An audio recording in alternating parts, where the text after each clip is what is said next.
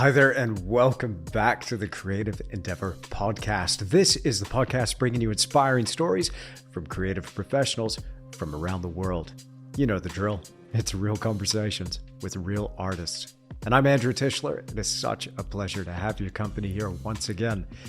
In this episode, I'm talking to Joe Paquet, round two. Now, I've spoken to Joe a little while ago, and he left an impact on me that really helped push my art to another level. Now, Joe's the kind of guy who's all in. He reminds me to not think so much about what I'm doing, to get out of my dang head and get back into my heart and really feel what I'm doing. These sorts of conversations really do impact me in such a positive way, and that's why I'm so excited to share this with you. Now, Joe is one of the finest plein air painters that I've ever seen, and he's not only got an incredible technical approach to the way he does things, but it's how he approaches things that I find so interesting and inspiring. His paintings just look effortless, like they're breathed onto the surface, but what's really fun is just geeking out with him about art. There were so many takeaways in this conversation that it's going to take a few listens. And I think each time I listen to this, just personally, I'm going to find something new. And so I really hope this conversation does that for you as well. I hope this impacts you like it did for me. Now, right now, if you're not already following Joe on Instagram, he can be found at Paquet Joe. His last name is spelled Paquet, and also on his website at joepaquet.com. Make sure you're following his work there. In addition to the audio version of this podcast, there's some reference to some visuals, and so you can find the full video version now on my main YouTube channel, and I'm going to link to that in the description or the show notes that accompany this audio podcast.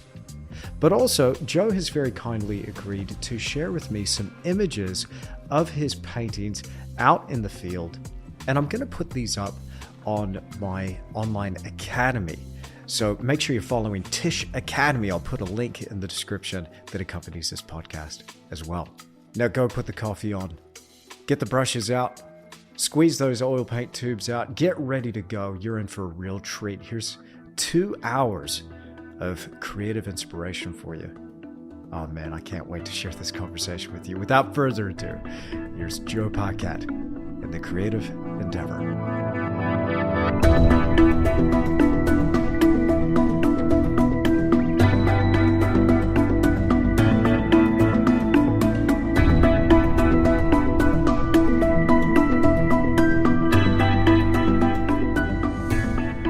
Joe, welcome to the Creative Endeavour podcast, round two. It's so good to have you back.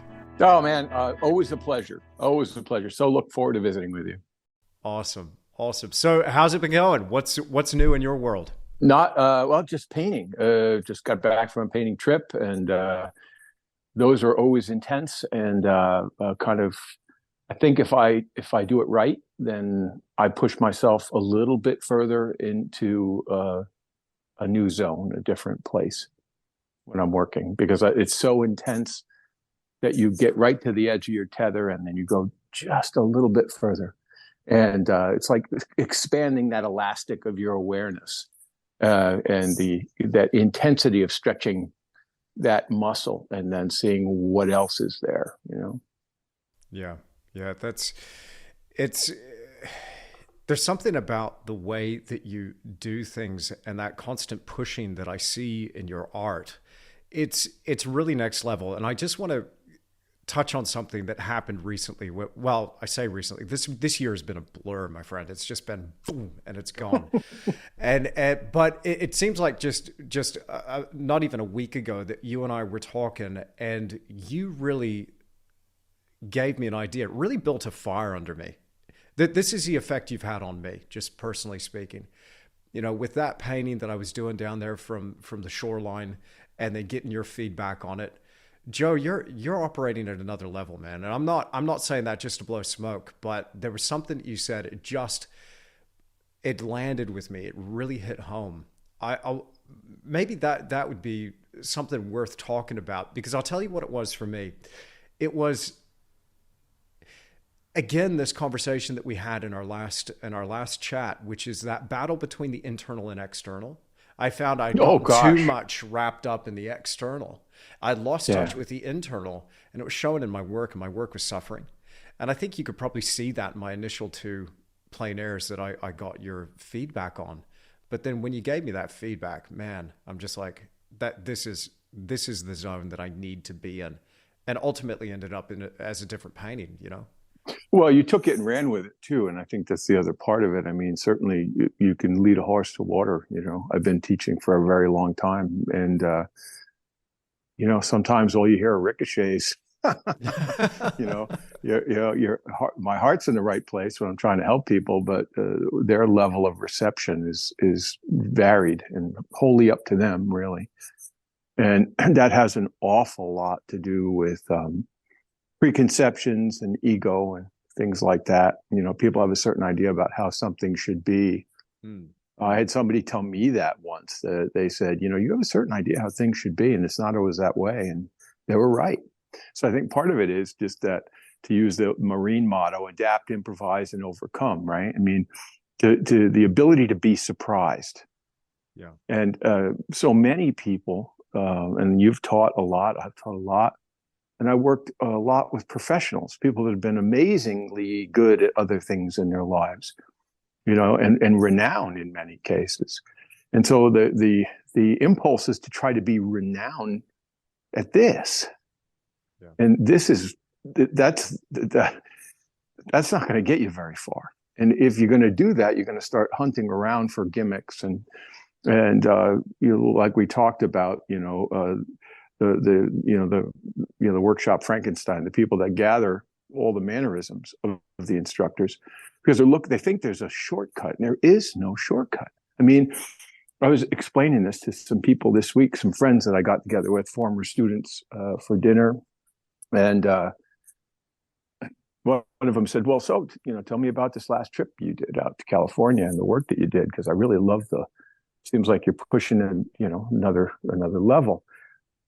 And I said, the best way I can describe it, well, there's two things. One is because I think visually. Imagine like painting as being this thing. When I first started studying years ago out of art school with John Osborne, I remember, it was this paragon, right? It's this big, big thing that you stare up at. And then after a while, you're on this trackless plane, and you can see into the distance, and in the far back there's a curtain back there, and you just go and you go and you go and you work and you study and you draw and you paint. Hopefully you read and just take in as much as you possibly can about the past, learn what you can, but connect to what's in front of you. And you go and you go and you, oh my God, there it is. I'm finally there. And then you get there and there's a curtain, and you pull back that curtain, and then there's another trackless plane with another curtain in the distance. And so what it comes down to for me is nuance. And it's the answer that nobody really wants to hear.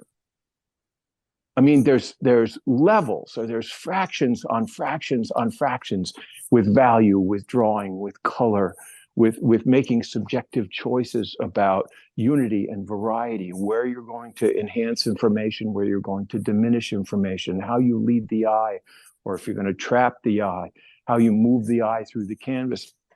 And so I'm just constantly making these, growth for me is nuanced study.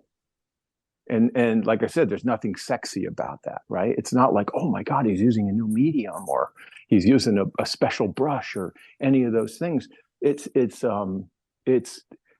deepening one's sensitivity, which we've talked about, and then the desire to push further and say more, and to try to, I don't know. I just think of Osborne all the time.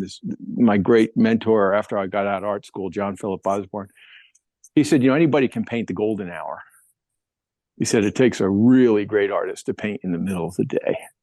And I never forgot that, that idea of painting, being able to paint in the middle of the day.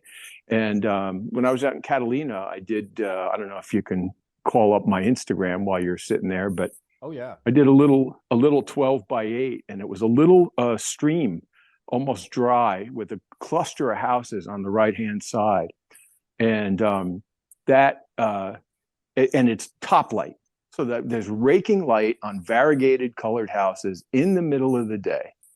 And I'm so glad that I just been gotten back into the sheer joy of drawing. I know you've done that as well. I've seen that.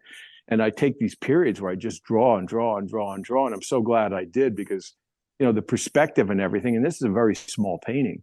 I think I got a start on it and then came back the next day and finished. I actually spent 2 sessions on this little 12 by 8-inch painting.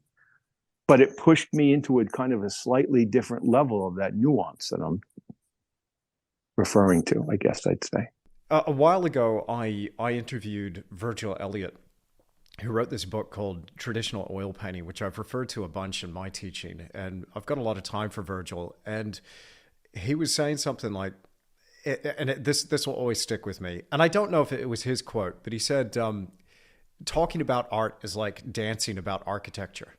And I just love that, because we're talking about stuff here where it's really hard to find a strategy there. And I have a lot of I have a hard time stepping out of a mechanistic view of like, here's the nuts and bolts, here's the strategy for how to do it. And I'm looking for, like what you were saying about, like, here's a combination of colors you can use, here's the medium that you can use, here's a 1, 2, 3 systematic approach. At a certain point, you've just got to breathe and sit with it and be with it for a little while. And that's something that I find I keep coming back to, is this lesson where it's like, you're not going to think your way. At a certain point, you're not going to think your way into being a better painter. You might not even work your way into being a better painter, although time is really important. But there's a certain letting go and allowing this thing to come through, getting out of your head. Man, I keep coming up against this lesson time and time again. I feel like I'm there right now, to be honest. Well, why not put it this way? Why not feel your way to a better painting instead of think your way to a better painting? There's a huge difference between a mark that's felt and one that's intellectualized. They're completely different, Yeah. And if you look at the rhythms, these organic rhythms that exist in nature, whether it's in the figure or or outdoors, that everything is rhythmic and hierarchical, everything is connected to everything else, and there's this glorious, truly lovely golden thread that moves through everything, and where everything becomes one thing. Yeah, I can always tell if I look at somebody's painting, if they start with the sky and they work their way down to the bottom. It doesn't matter how good the painting looks when it's finished. It's been considered in pieces. I mean, the greats, early Corot. My God, what I would give. We always talk about what if you could spend an afternoon with somebody and have a glass of wine. I'd sit with the 29-year-old Corot in Rome. That's who I'd sit with. What he was doing at the time was amazing. And he said, well, I think I mentioned it before, he said, when painting outdoors, it should be like a child blowing up a balloon with every breath that it affects the whole thing. So in other words, you're constantly working the entire picture. It's not like I'm developing this area and then I'm going to develop this, and I'm going to develop that, and you're jumping around. So what happens often is that, people will render their way through a problem. Right? They render it until it's complete, but it doesn't mean that nature's been deconstructed and organized and clarified. And to me, that's what the great painters, in my estimation, have done with nature. They deconstruct it and they visually clarify it. They're not copying it. They're not rendering it. They may be painting what's in front of them, but there's a myriad of subjective choices that go on with all of the craft. And then the other intangible, which is what you're referring to, is the ability to let go and maintain control, right? The great irony, paradox, to be able to say, I'm going to give over to making a mark, and I'm going to exhale and make this mark, and I'm going to put it down, and I'm going to leave it. It's not like a wrestling match. where you're pinning somebody to the ground and you go, wait till they say uncle. I mean, people beat paintings into submission very often. And it might look like a photograph when it's done or whatever, but there's no exhale left in it. So the combination of feeling something and connecting to your subject and that kind of unbroken infinity loop of the energy that passes between you and the subject, and the allowance of that while maintaining the humility to receive it and not going out and saying, I'm going to paint a Joe Paquet or I'm going to paint an Andrew Tischler. I'm going out. Of course I'm painting a Joe Paquet, but what's in front of me is so much more grand than anything I could ever hope to create. But what I can do is tap into the beauty of that creation, right? At best, and tap into it from a heart level or a soul level. It sounds pretentious, but it's really true, Yeah. That's yeah, again, these words that you're saying right now, they're really landing with me, because I got this little voice in my head going, guilty, guilty, guilty. The beating paintings into submission, the this really mechanistic, view of things, the start with, oh goodness, Joe, start with the sky, work your way forward. I mean, there's a method that I teach, and it works as a method, but again, it's picking up that golden thread again, isn't it? It's picking up. All right, let me. I assume you've done a lot of figure drawing in your time.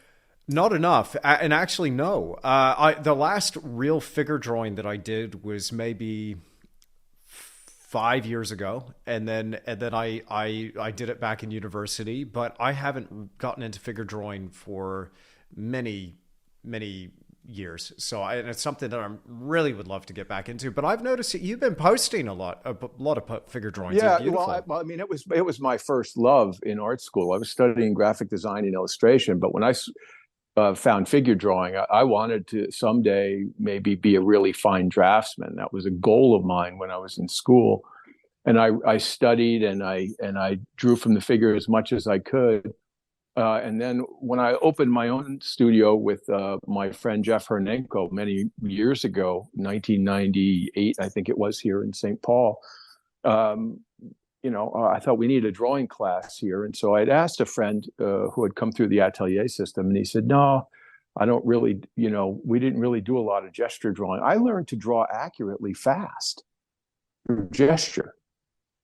And that was really important to me, that idea of maintaining momentum or a liveliness or the sense of life or implied movement. And so when I started teaching drawing, I did it almost, and I'm sure a lot of people will not like this who come through the studio systems or atelier systems where they start with sight size and they measure and they check, and then they draw an angle, and then they draw the curve within the angle, et cetera, et cetera, et cetera. I've always taught in reverse. I've always said to the students when I taught it here, I'd hold up a drawing on the break and I'd say, okay, friends, while the model was resting, what's wrong with the drawing?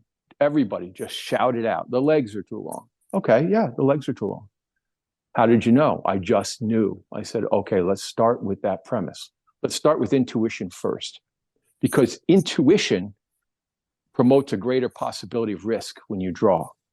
If you just go at it and you look for that big movement and then the movement that counters it, and you can find those very quickly. On my site, there's a bunch of 2-minute poses, and I learned to draw fairly accurately, fast, getting the essence of something down, but also relating one side of the figure to the other, so that you're not building it up out of popsicle sticks and then kind of filling it in later. Because the issue that I have with it is not that it's not a fine way to teach people to see. The problem is it never promotes risk. And you're starting with science or measurement, and then when you add in the poetry later? You can't add poetry on top of science. It's putting whipped cream on a cinder block. It's still a cinder block underneath. But if you start with poetry and then serve it with science, which has always been my philosophy, okay, start with intuition, take it as far as you can, exhale into the mark, get as much movement and connectivity in there, then measure. And that seemed to be a really effective way of getting people to at least move towards the risk necessary to get that sense of exhale into something. That's a keeper. Whipped cream on a cinder block. I love it. I've got to ask it's all you how this. it begins. It's all how it begins. Absolutely. Absolutely. Man, I know I'm going to come away from this podcast again, just sitting in my studio, just going, okay, get back in touch, feel this and get out of your dang head. It's this is the effect you have on me personally, Joe. I just absolutely love it. I'm almost cringing before I ask you this question. Okay. Because I'm really curious to hear what you think about it, about this thing that's going on, because this is the epitome of mechanistic of just there's something about it that feels quite dumb, but I'm still working out exactly what's going on. It kind of also freaks me out, and that's AI art. Surely you've come across this, Joe. How do you feel about this? There's a lot of artists out there that are losing their minds right now. A lot of digital artists that are just like, I'm out. What is this? This is a paradigm shift, and I'm really eaten up with it at the moment. Yeah.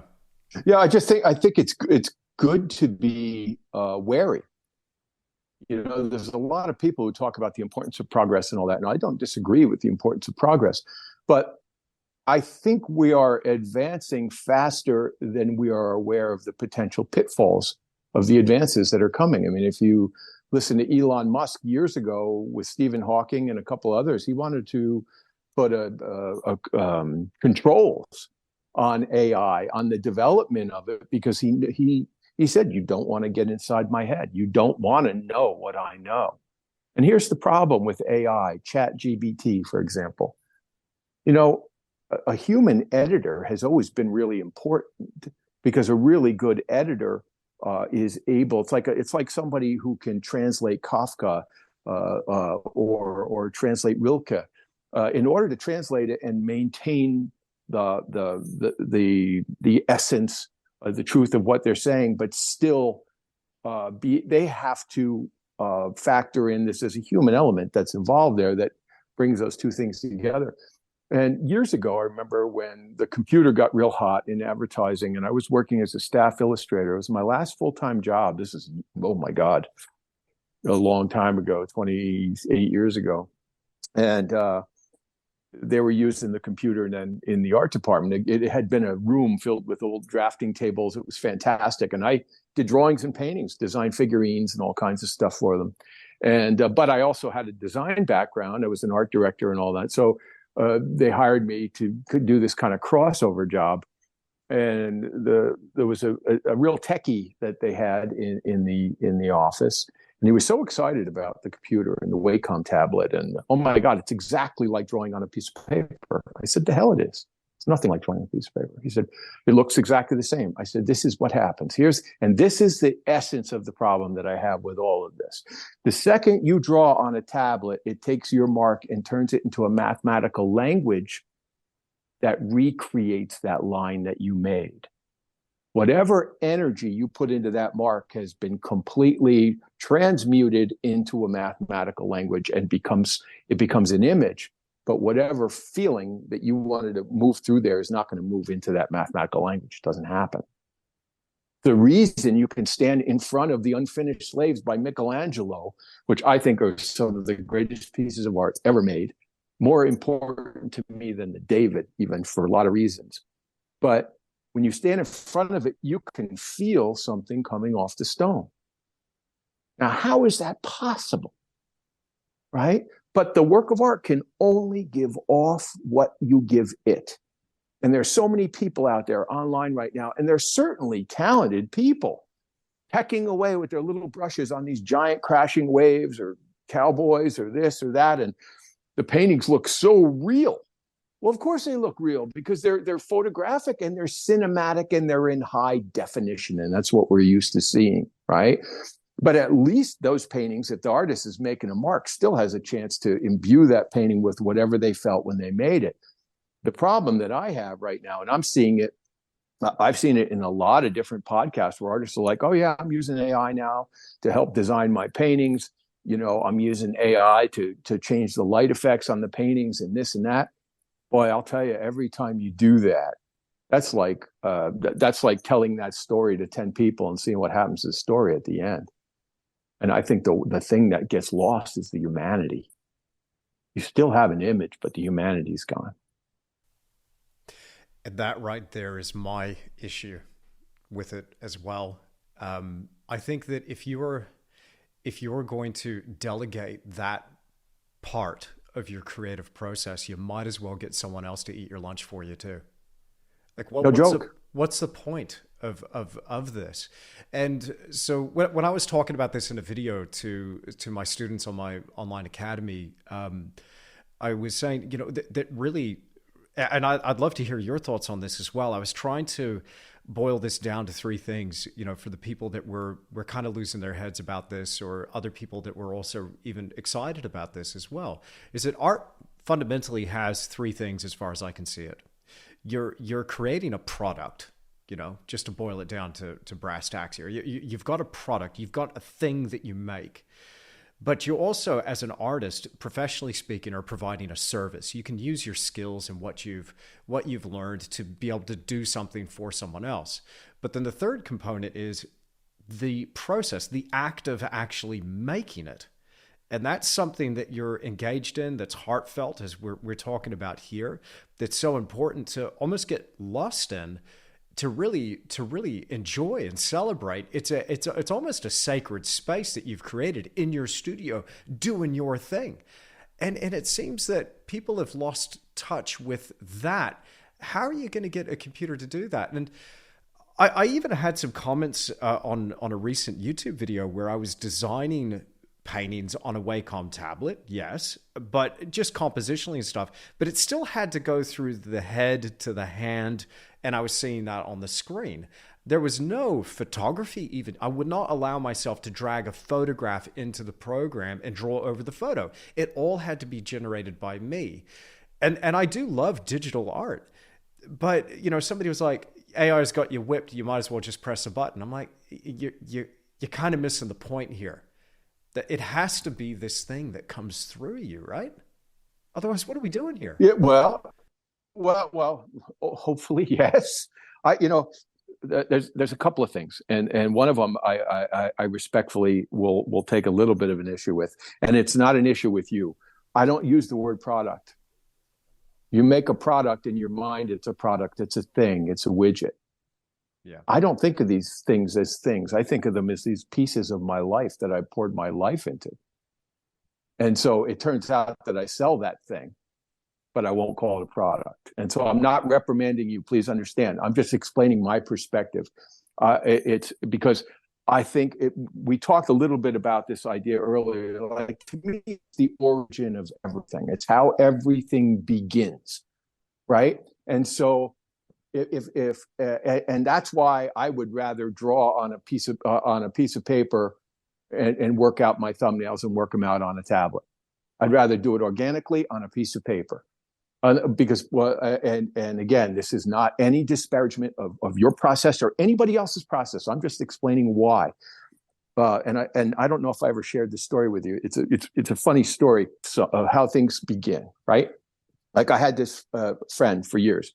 His tragic flaw was he was always interested in somebody that was already engaged with somebody else. Not literally engaged, but he was always interested in people that were either getting out of a relationship or something like that, Anyway, we'd meet at the coffee shop and yet one more story. And one day I just kind of was looking down at my coffee, and he goes, what's the matter? He said, you have something to say? I'm like, no, I got nothing to say. He said, no, you have something to say. I said, okay. I said, here's the thing. Even if this worked out with this particular woman in this moment, you're always going to be that guy that was there to pick up the pieces. You're not going to be the guy she heard reading your poetry across the room, or or read that book that you wrote, or that beautiful piece of music that you played, and said, I got to meet this person. You're the guy who's doing cleanup. That's all that, and that's important. That's why I say it is how a painting starts. The origin, everything of it, the seeds of its origin are, to me, intensely important. And if the origin is mechanical, that, like, to me, that's antithetical to where I want to be. I'll be honest with you. I love the sound of a piece of charcoal or pencil on a paper. I love all of it. I like the smell of it when I sharpen a pencil, or I uncap a tube of cat orange. I like everything about this. And so with drawing, with painting, and everything, the more pure that I can keep it, the more organic, and keep the humanity part of it intact, with me connecting directly to the materials all the time and trying to keep that unbroken loop. Like, to me, then I have a better chance of possibly holding on to that, right? So it's how that thing begins. It's like being a parent. You're a parent, okay? I've got 3 kids that I love, but you're always a parent, no matter what. You might be friendly with your kid, but you're always a parent. That's how it started. But if your painting starts from a place that's inorganic or purely pictorial or mechanical, and that's just my opinion, what you're already starting with one foot nailed to the floor. And again, that might sound extreme to people, but it's just my opinion. That it's an interesting thought. I certainly take that, in regards to AI, but what you say is true. Whilst I do enjoy the digital process, I must say, and this is nothing against digital artists who might be listening to this, because I got a bunch that listen to the podcast. I too, I love the smell of paint. I love the smell of pure gum turpentine in the studio. I do. I, as you were saying, the sound of charcoal on paper, absolutely, or sanding down the tip of the pencil to get the right tapered point to make the right mark. There's something about it, and it's a beautiful thing we get to do. But it won't be long. It won't be long before there'll be people creating their paintings completely on AI, and then painting that. And then here's the issue with all of this. For me, it's within a generation, things can completely go away, right? Yeah. Like I grew up on the East Coast, back in New Jersey, with the newspaper. My dad picked up the Daily News every Sunday, and as a little kid, we'd stop at the bakery and get buns and rolls, and I'd go home and I'd have my milk and my roll, and I would read the comics, and I'd read the paper, and there's a way the paper feels, the way it sounds, everything, even the way a paper smells, that becomes part of this whole thing. But within a generation or two, people have a Kindle, they don't know the difference, and they don't care. So I think it's really incumbent on the people that do care out there to be vocal and to be clear about the difference between what these things are. I mean, they're coming up with robots now that will be able to do anything for you, male and female. And so if you look at everything, even my example is COVID. Okay, at the beginning of COVID, most people just didn't do the math. It's all multiples. The average person, if they're infected, could possibly infect 50 other people. And within weeks, when everybody was going, oh, it's nothing, it's just flu, it's this, it's that, it went from 1,000 cases to 10,000 to 100,000, and it just exponential, because we don't want to think that way. I think AI is going to be the same issue. I think ChatGPT, while it is a huge convenience for people, it's going to do away with editors. It's going to do away with writers for the average person. If you had a brilliant editor, think about it. They could start their own magazine, right? They could just say, these are the articles I want to write. They plug in, a real rough basis idea. There's an article. How do you want it written? And what type of vernacular? Do you want it in Old English? Do you want it like this? Do you want it like that? This is going to happen fast. The same way people got sick fast. And it's going to happen underneath everybody else's nose. Look at what happened with electric vehicles. It's so funny as human beings how little we learn over time. All of the arguments against electric vehicles were the exact same arguments against the internal combustion engine, right? My horse can just go and eat grass on the side of the road. Where am I going to fill up this thing? You know, blah, blah, blah. This is all going to happen very quickly. And I just think that already a lot of the art is purely pictorial. A lot of the art that's becoming very popular, it can be very beautiful and well done. But like I said, it's like looking at a high def television. And what we're used to is high def. I mean, what's happening is look at French Impressionism. It's increasingly looking more and more raw and simplified. But 100 years ago, I don't think French Impressionism looked to the average person near as simple as it does to the people that view it today, because of they've got 60-inch screens in their homes, and you know, you can see the pores on somebody's face.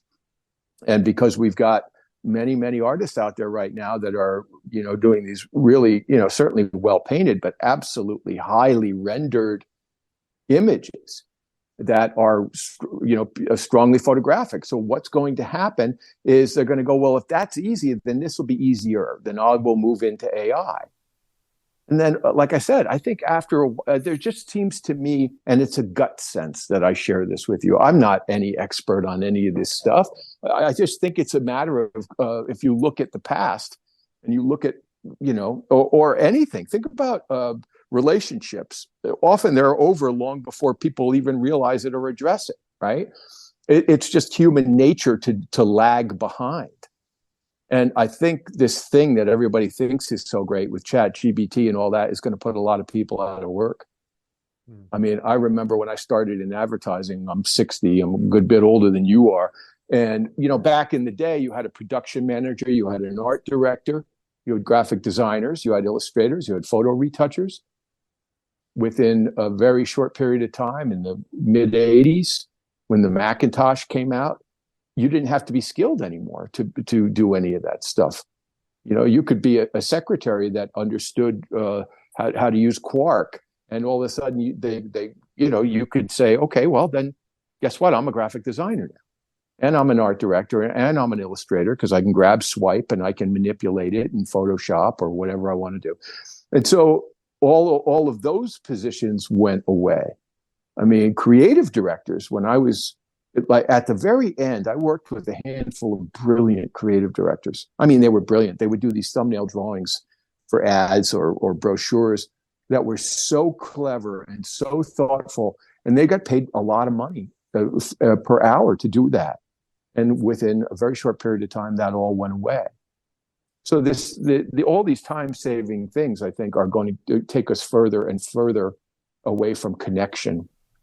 Yes, you'll be able to get images faster, and they will look great, and they will be, you know, whatever you tell it that you want it to be. And then I just think at some point, look, there's us, and then there's this technology, and I think we've come to this place where we're kind of getting like this. But after a certain point, it's just going to keep taking and taking and taking and taking from the humanity side of things. I think it's impossible to have both. I think to maintain humanity, even though that people really they say they want that, in the end, it always comes down to the dollar, doesn't it? You know, what if you don't have to hire writers anymore for a magazine? What if you don't need staff writers? You know, what if you don't need an editor? You know, some kid in his basement in Seattle is going to be churning out their own magazine, right? And like I said, I just think I think it's a very slippery slope that we're on. And that's why creatively, I'm not getting on that bandwagon. I know about it. I worked in the business, but I don't like, there's a certain slickness and a certain cleverness, and slickness and cleverness have never been traits that I've been attracted to in people or anything else. Like, to me, honesty and connectivity. You know, I'd rather hear an 8-year-old tell me about their day than listen to some of these influencers out there blowing hot air, about how they're going to change your life with this and that, and when all they're doing is kind of reinventing whatever's been done already, and there's far too many words being used. Talking about the kid in his basement creating a magazine by himself, I saw this thing where this guy was talking on stage to a bunch of content creators. I mean, that's a thing now. Content creator, influencer. It's so bizarre. That cracks me up. Yeah. Yeah, and I mean, when I look at it, I guess I could wear that label, sure, but I just like doing stuff, and I'm just throwing myself into it. But this guy, I look at how much effort goes into write all the copy. I write all the copy. I make the posts. I direct, and I do all the filming. I make the paintings. I do the whole thing. And I saw this guy going, you can take the transcript of somebody else's YouTube video, right? You can then get that transcript, feed it back into ChatGPT. ChatGPT will then feed back out a different version of that exact transcript. Now you've got an original script. Now you use that for your video, and have them generate the through Midjourney or DALL-E the art to go along with that. Now you got a YouTube video ripping somebody else's off. And so this guy was talking about, isn't this great? Isn't this clever? But then I thought, I wonder what people actually feel about this. How do they actually feel? And so you read the comments on that post, and they were just ripping it to shreds, just going, this is wrong. This is plagiarism. It's copyright infringement. Yeah, absolutely. But they might get around it technically, going, no, it doesn't say the same thing at all. But it's the spirit behind it that is the thing that I think at the end, people are really, that are going down this road, we're missing the point. I think at this day and age, we've got access to so much information. We're drowning in information, but we're starving for wisdom, as Tony Robbins says. And I really feel that is so true, that again, we're more depressed than ever. We abuse substances more than ever. We're more lost than ever. We're more, just down and out than ever. Why? And it's because this thing has come up, whether it's AI or something else, but we've been slowly over time, that wedge has been getting bigger and bigger and bigger that separates us from who we really are. And again, Joe, there's something about talking to you where I feel like this really is for me. I hope you don't mind me saying this, but this is really selfishly an opportunity for me to check back in, because you remind me of these things that are actually important. From that chat that we had that I turned into a video and I shared that with my academy students, or just talking here, even chatting back and forth on Instagram. It's just a little button that's like, okay, just remember, okay, now we're back on track, keep going kind of thing. I'm really grateful for that, by the way. Well, you know what? It's a pleasure, and I'm just glad that anything that we talk about, if it makes a difference or it helps in a good way, I'm gratified. But I was thinking Anthony Bourdain. I was always been a fan of Anthony Bourdain, and because he had this, he always spoke out of his heart, and he wrote beautifully, and yet he would. I mean, he would he dropped the F-bomb, and he would just he had this wonderful mix or that proximity of opposites, which I love in a painting or in anything else in life for that matter. This kind of raw honesty combined with really eloquent and elegant descriptions of things, where he would, at the end sum up a show. And it was really moving because you could feel the man's heart when he spoke. And that's what interests me.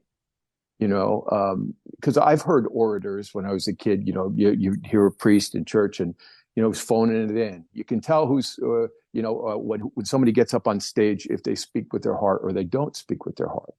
Every time I've given this talk on authenticity and creativity around the country here, I've done it 18 times in the last 20 years, and to some quite big groups. I think the biggest was almost 1,000 people, so it's very intimidating. But I always, when I'm getting mic'd up, I always go, okay, I really feel like this is something I'm supposed to be talking about. Help me find the words. This is not about me. This is about something bigger. And it's about something bigger that's slipping away. Authenticity has become a stupid ass buzzword now. Everybody's dropping it. But, they talk about authenticity, and yet you see the stuff that they do on Instagram or whatever to grab attention. And the incongruity is profound. And I just, anybody will do anything to grab attention at this point.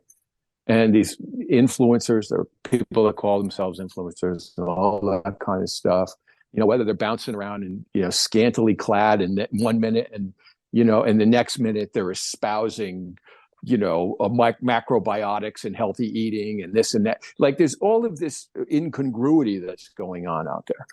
Artists, doing all kinds of things to get their paintings, all these little tricks. And it just doesn't interest me.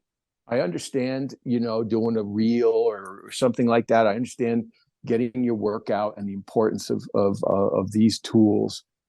But there's something, like I said, there's the integrity part of it for me. Like you can never get it back when you sell your soul. Years ago, what's his name? Paquet, the painter of light. I love that he trademarked that painter of light thing. He became exactly what he wanted, and I'm not being unkind. He wanted to have his art everywhere. He wanted to be insanely wealthy, and he made more money with his art, I think, historically than anyone ever had, if you want to call it art. But all of a sudden, he wanted to be legitimized. And I found out through the grapevine, people that were there, that this is many years ago, that there was a plein air event organized out in California, that he was behind it. And so they got all these legitimate, fine painters, and they all show up on the first day. And who drives up in a van with a camera crew and his paint box? Kincaid. So Kincaid had orchestrated this thing so he could be seen with these other painters. But I think once you do that, once you sell your soul like that, if you want to be on coffee mugs and you want to be on hats and T-shirts and all that kind of stuff, that's fine.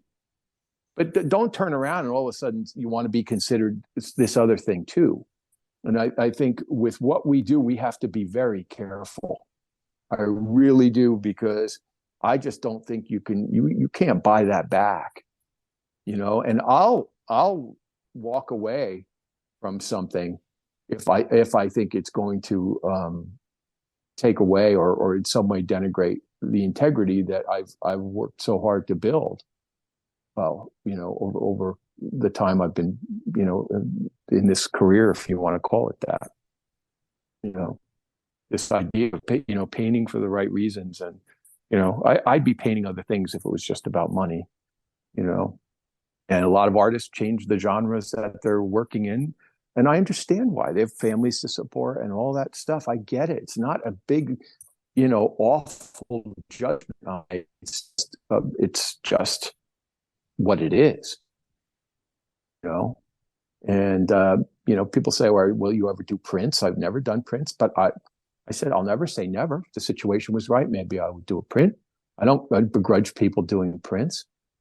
All I think of is, in the end, we are all judged by time, not by each other, but by time. And if you look over the career of many, many different artists, there's, at least for all of the people that are coming up today, there are a lot of cautionary tales out there. And I think that's healthy. And now you're not allowed to say anything about anything because you're always going to offend somebody. And I don't buy that garbage. It's ridiculous. I just think the bottom line is you don't have an opinion. And it's really important to have an opinion, particularly with your own work.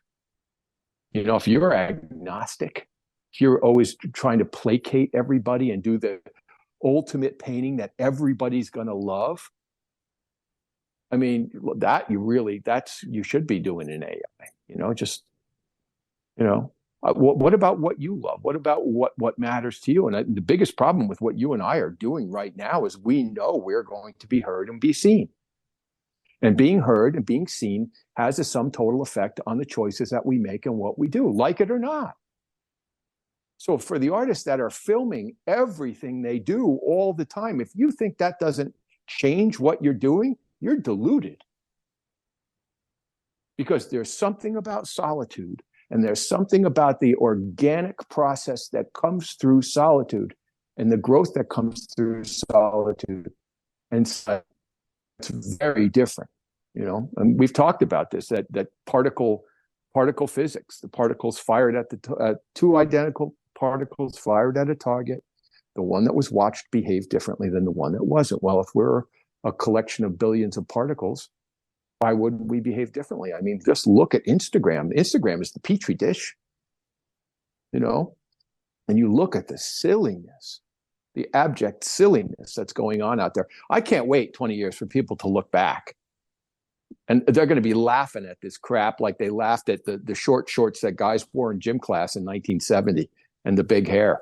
I mean, it's just that people get so used to something that they don't see it for what it is. And in every period of time in history, there are certain things that we find completely reprehensible 20 years later that nobody seemed to notice at the time. If that's the case, you almost sound like you're expecting a knee-jerk reaction. I am too. If that's what you're saying, like I am expecting some sort of revolt. I'm expecting something to happen where people just on a almost a spiritual level just go, no, enough. This is important. I think it'll happen at first slowly, but I think there will be a tipping point where we demand collectively our humanity back. Okay, let me give you bravo. Let me give you an example of exactly why you're right. Okay, it was I don't know, 2-3 years ago. I went out to this park out near my studio to just sit in the sun and just kind of chill out. And while I was laying up on this hill in the grass in the sun, just looking up at the sky, I heard a boom, you know, a bang. I didn't think anything of it.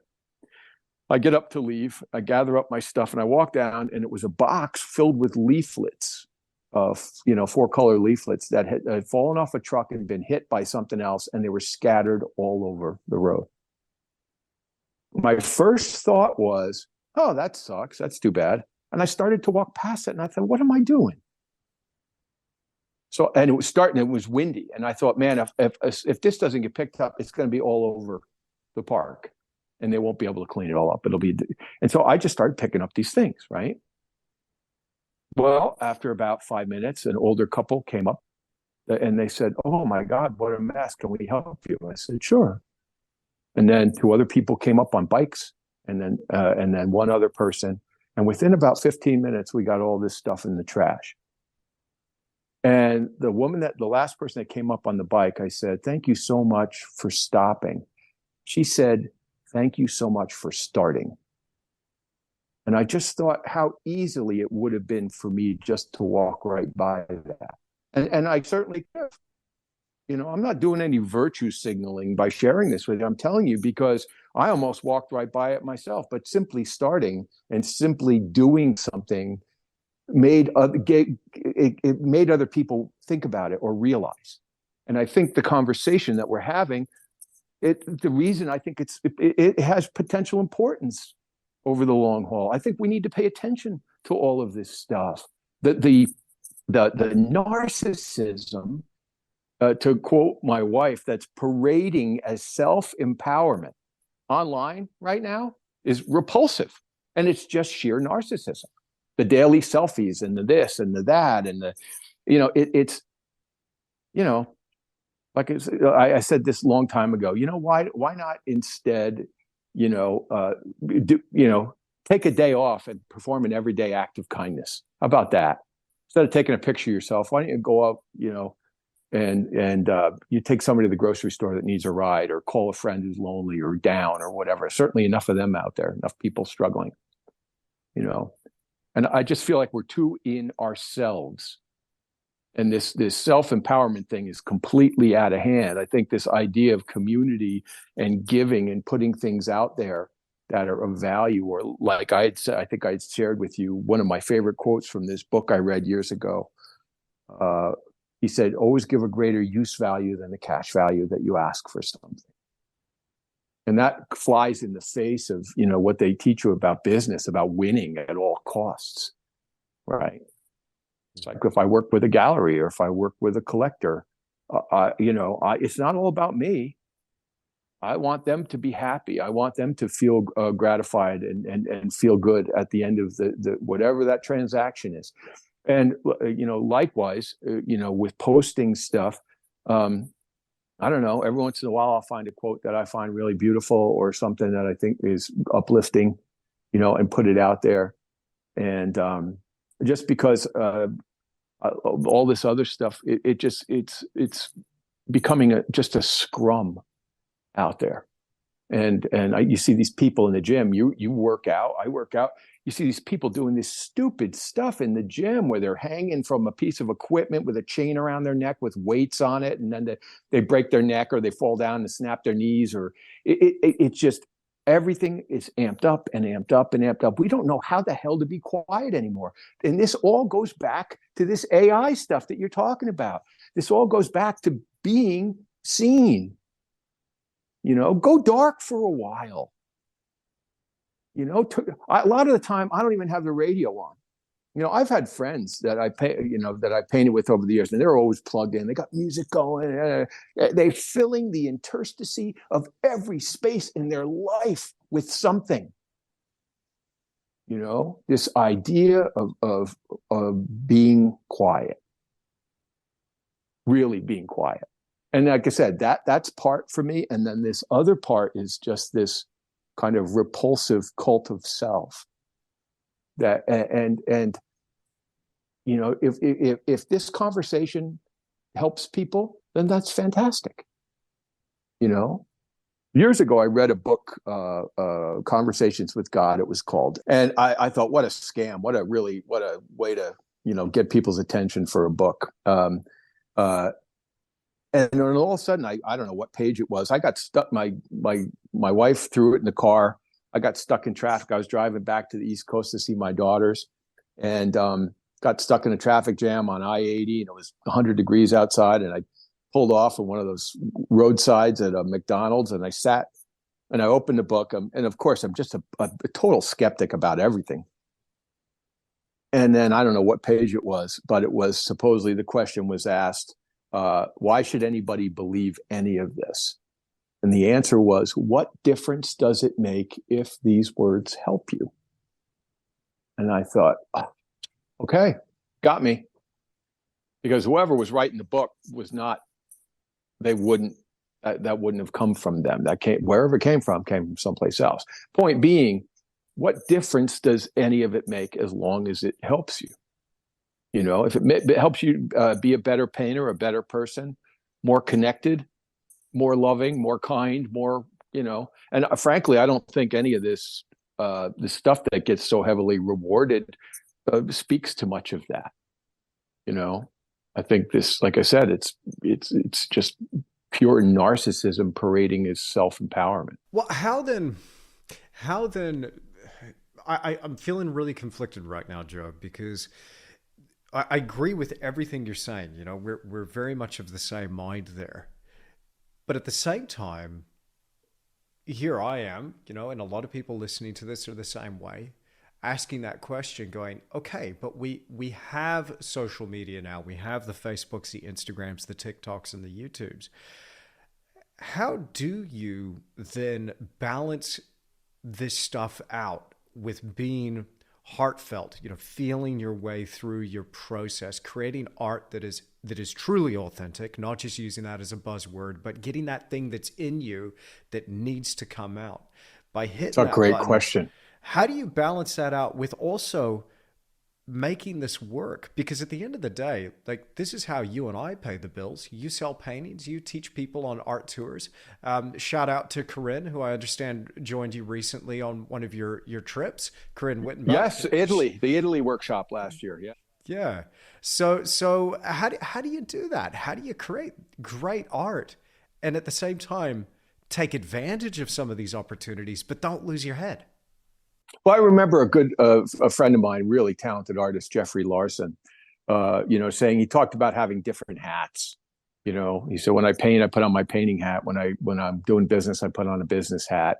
The problem is when things become nebulously entangled with each other. Like when I'm painting, I'll tell you, and I would implore people to do this. I'm sorry, but I do believe in this. I wander and I wonder and I daydream and I bring a sketchbook with me and I go outside and I smell it and I run my hands over the trunk of a tree and I like everything about the sensory aspect of it being in the day, the gift of the day, right? What is that? And if you, like I said, if you start from a very pure place and a place that's filled with gratitude and some measure of humility, and go after something, it goes back to what we talked about. It goes about the origin of it.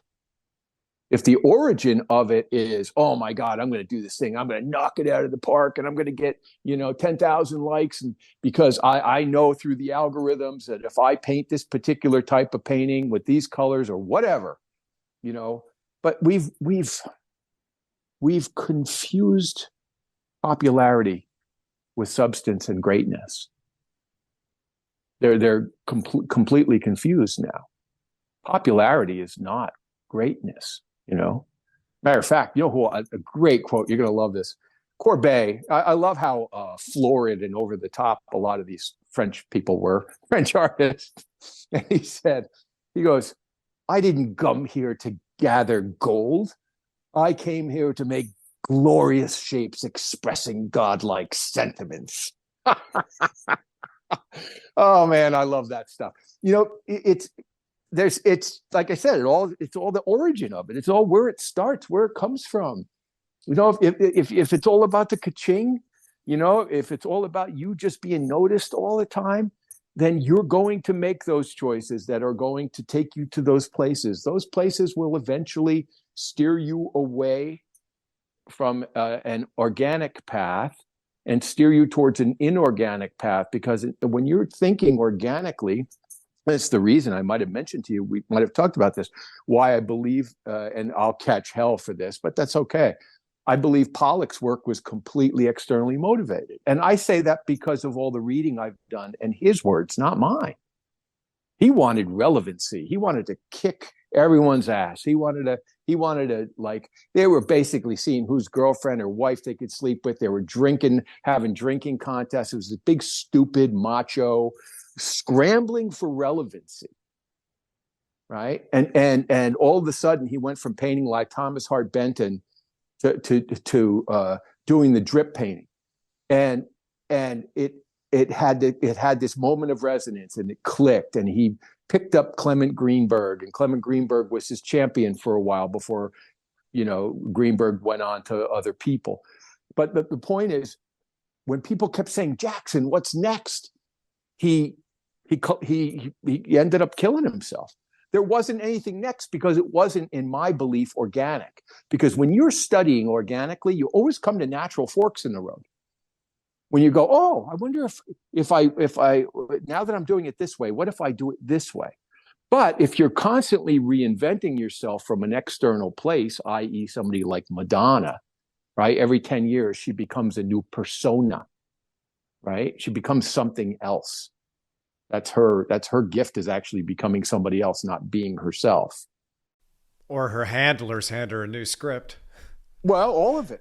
Right. But again, my point being that this, if you study a lot of the paintings, a lot of the New York school painting, boy, there was a big macho scrum going on out there where they were all elbowing each other at the Cedar Bar and talking about who was the greatest and this and that, and who was doing the next thing. What's the next thing? And that next thing was always about an idea. People were not talking about what they loved. They talked about what they thought. It was always about the thought. And by the time I got to art school in the 80s, when Keith Haring was big and Julian Schnabel and Warhol was still in full swing, it was all about the concept. What is your concept? They used to say all the time. I'd hear it in the painting class. What's your concept? What's your concept? What's your concept? And when I had the audacity in the art history class. We had a professor who was friends with a lot of these famous painters. And of course, liking Andrew Wyeth was, tantamount to, being Hitler. His work was, she said, oh no, his work is trite and sentimental. Trite and sentimental. And it summarily dismissed, like a lot of representational painting is. And so where I just come down with it is I just say, well, paint what you love. And if you love working non-objectively, then do it. Connect to your subject, and whatever your form of expression is fine with me. I'm not anti anything other than connecting to something genuinely. When art becomes about ideas, we again lose humanity. It's concept. I'm sorry. Chuck Close was not a great painter. Again, I'll get crucified for this. I don't care.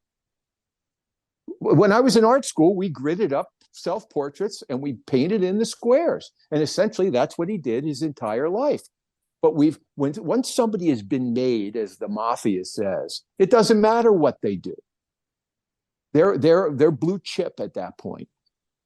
Like I said, I'd rather look at an honest attempt by somebody who loves what they're doing to connect to a subject than this clever idea-based kind of stuff, And if you look at, there was a recent, I'm trying to think of the name of the movie that I watched about the art world, Blurred Lines it's called, and it was a documentary, and it's fairly terrifying, and it documented some of the blue chip artists of today, Damien Hirst or Jeff Koons, who both have stables of artists who create all the work, right? And they affect a casual boredom or indifference, and yet they're mugging for the camera at the same time.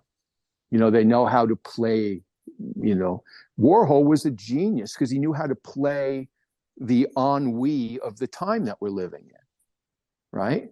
He affected this total boredom with doing his work. He says, oh, yes, I take the Polaroid, I give it to Bridget. She sends it over to Mr. So-and-so, and he chooses all the colors. I don't even choose the colors. I mean, he was very honest about it. And yet we put all these people on pedestals. Jesus, tell people what you love. That's, like I said to you before, that's where the risk is. The risk isn't sharing an idea. The risk is telling the world what you love, because then you're exposed. That's why people don't tell the world what they love. Most people live in abject anonymity that way. Or, even plenty of people in the art world, in the representational art world, they follow the trodden path. They know what's already been appreciated, what's already been liked, right? It's like eating somebody's pre-chewed food. It's easier to digest, perhaps.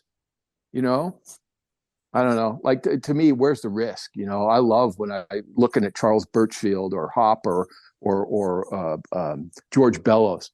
I like these people that go out into the world and in the midst of all these other artists, through their vision and their sensitivity, that they find this field of view that's slightly different. That interests me. People that stay curious. They're not done. They're not so clever that their technique is so refined that every painting looks like every other painting. Then you have a product, right? But that's the key word there, isn't it? Though that risk it has got to be a vital component to this. And it is terrifying putting yourself out there. I heard something in a movie, just reflect on this personally. I heard this line from a movie years and years ago. I can't remember what it was from, but it's a moment where somebody was giving a younger man or a boy advice. You liked a girl, and this guy was saying, all it takes is 20 seconds of stupid courage, taking a risk. And I think about that, like I wouldn't have met my wife, Rachel, if I hadn't have taken a risk of making an absolute fool of myself to ask her out. And Yeah, you know, I did the same thing. I just yeah. think after a certain point, I think, like I said, it all goes back to the origin of it, right? Mm. It's like complimenting somebody. There are people that compliment people because they have an ulterior motive, and there are people that will compliment someone just out of a real genuineness. And I think people can tell the difference between the two, Yeah. you know? I was sitting there at the table at a cafe with my girlfriend, and Rachel was our waitress. Why? So talking about taking a stupid risk. But it worked out. We've been together 14 years. She's the love of my life. She's my best friend. And I just think if I hadn't have done that in that moment, we wouldn't be here, and now with a beautiful baby boy. And it's just but that it's that risk that could also lead to something in our work.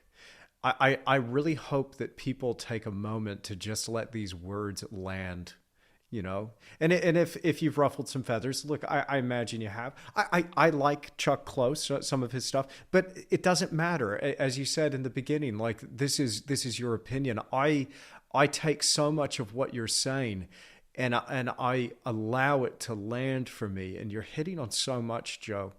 There is something else I wanted to bring into the mix because, Mm-hmm.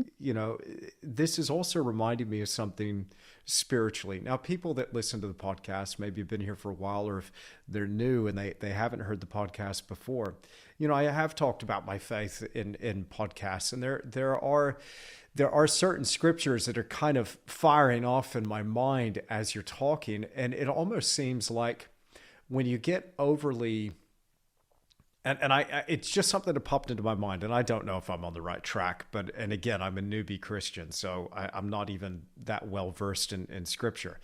But to me, this emphasis on concept or idea or getting caught up in your head, it's almost idolatry in a way.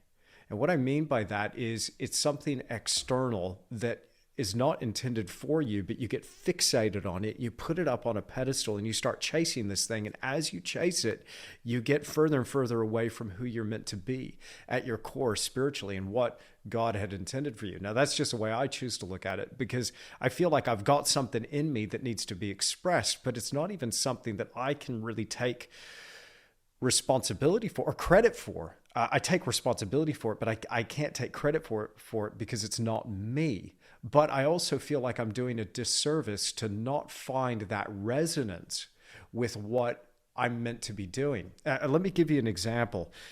When I'm scrolling on my phone, right, and I find myself doing this from time to time, I hit that little magnifying glass on the Instagram app, and I'm like, what art's being produced today? It's almost that difference between looking at some of this great art, photographic art, big art, hip art, popular art, versus I remember this. This just happened. I was on a chopper. I got dropped off on top of a mountain. I'm looking at Yeah, I this saw you. amazing What is with landscape. all this? What is Dude, with all this dude, Hawaii 5-0 crap you're doing next now? level. Oh, dude, no, next level. But I tell you what. Oh, Joe, I'm balling. I'm balling. No, but I tell you what, man. When I was there looking at this scene, I'm like, this is a friggin' painting. I have got to paint this. And suddenly all this stuff started flooding in. It was just me and the landscape. And it was just awesome. And it's not a reaction to anything, but it was a resonance thing. And that, to me, there was something about that was honest. In a sense, I've kind of lost touch with that idea. I want to get back to it now after talking with you, and hit that again, get Well, into that's why that rhythm again. that's why I think getting outside is the key. Mm. I think I told you I wrote a little piece it's on my homepage on my website on why paint plein air. And one of the things I talk about is that you engage all of your senses in the dome of the experience. So all of your senses radiate out like spokes in a wheel, touching the dome of that experience. So those are all receptors. When you're in your flipping studio, you got the music on and the heat's on and the lights on, and it's all artificial, everything around you. It's even when I don't even, when I hear people go, well, no, I didn't actually paint that at all outside, but I did take my photographs outside. And I go, okay, that's fine, but that's not really the same thing. right? I mean, I don't know. I just think that every sense that you engage in the experience opens up that thing. The fact that we have to work quickly outside engages the potential for risk. So I just think that, yes, you can certainly do all of your work in the studio, but it's not the same thing. It's a different thing. And just don't pretend they're the same thing, because they're not the same thing. When you are enveloped within an environment, that affects everything, right? That's why if I spend too much time in my studio, my wife Natalie always go, Joe, the answers are always outside for you. They're always outside. Get outside, because then I end up in my own head. And that's one of the reasons, like when I work on these real big paintings outside that I started a year ago, 2 years ago, I try to bring them as far as I can outside, but I never try to finish them outdoors, because I don't want to try to force something. What I want to do is get the essence of it, get it refined, organized, bring it in, and then look at it. That final 10 or 15%, I want to make conscious, subjective choices. But this is the truth, and it sounds really self-indulgent and decadent, but I'm going to make a huge admission here. Sometimes I'll stare at that canvas for 2 days before I have the courage to touch it, because when it was done outside, it was pure connection between me and the subject. Now, all of a sudden, I'm in my head, and I do not want to destroy the connectedness of that process by my own limited thought process, if you will. Yeah. And so I'll stare at it and I'll go, okay, talk to me. Let the painting talk to me. What does it need? What is the biggest thing that's missing right now? Is there a transition that could be better between these two passages? And I just don't go in ham-handedly trying with a big computer screen next to me, trying to render the painting into existence. I stare at the painting. I'll take a reference photo, but I don't look at them very much. I just look at the painting. I'll go, okay, is this color and value transitioning into that? Is my eye moving through the shapes? Is there something stopping me?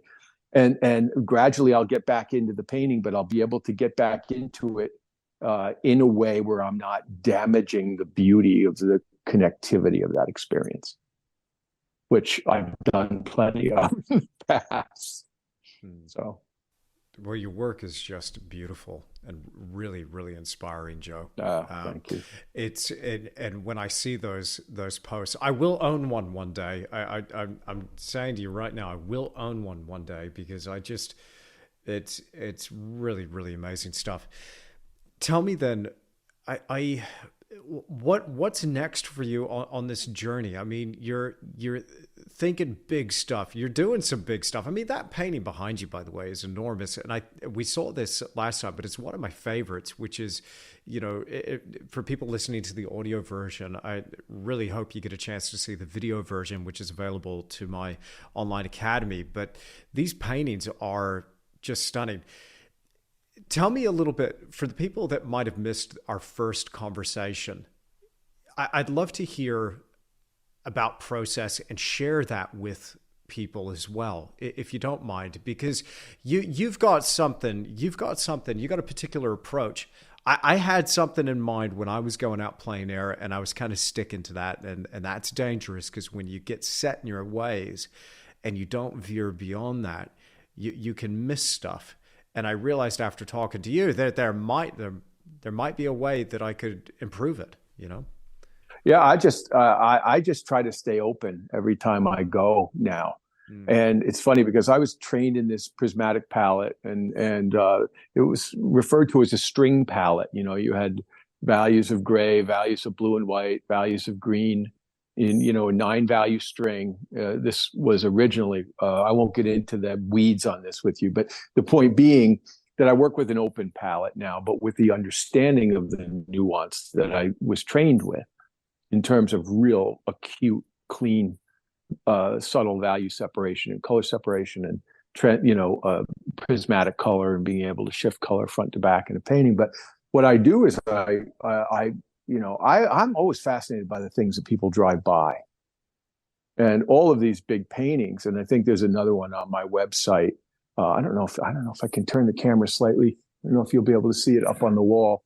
I was looking at something else, and I walked by, and I'm like, oh, there's an idea there. This greenhouse in the snow with this gnarled tree and this fence falling down, and like everything about it, that sense of arrested decay, which I absolutely love, and this certain kind of unpretentiousness of people that are just, doing the best they can to survive. I love that. I grew up with a dad, worked on the railroad, and wonderful mom and dad, hardworking people, and the neighborhoods looked like that. And it's one of the reasons I had a hard time painting like up on Cape Cod or whatever, or Nantucket, because everything is become a packaged fantasy of what it used to look like.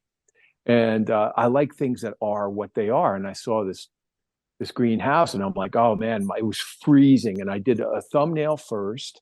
And I think there's a little video on my site that somebody, actually, a student of mine, made for me. And it said the drawing, the sketch, and then the block in, and then the painting. And I did this drawing. I'm like, there's something here. And that's where you were talking about the resonance. It's not a thought. It's a vibration that I feel and hear. I'm like, oh, there's something here. So that I took pencil to my sketch pad. I went out, I went back to the studio, got a good sheet of paper, and went back out and did another drawing. I took it a little bit further I wasn't looking to do a drawing, to do a finished drawing. I was looking to capture the essence of it and rhythmically connect all the shapes. And then I did a drawing of that, and I'm like, that's it. There's something there. And then I brought out the big canvas and blocked it out outside. And then I did a lot more finishing on this one inside, because winter had gone away by then, and it was another season this coming year, and the fence was repaired, and so I had to work with my sketches and reference to finish it off. But again, it's always the more that I'm just happy when I'm working outdoors. I don't mind being in the studio if most of the painting was done outdoors.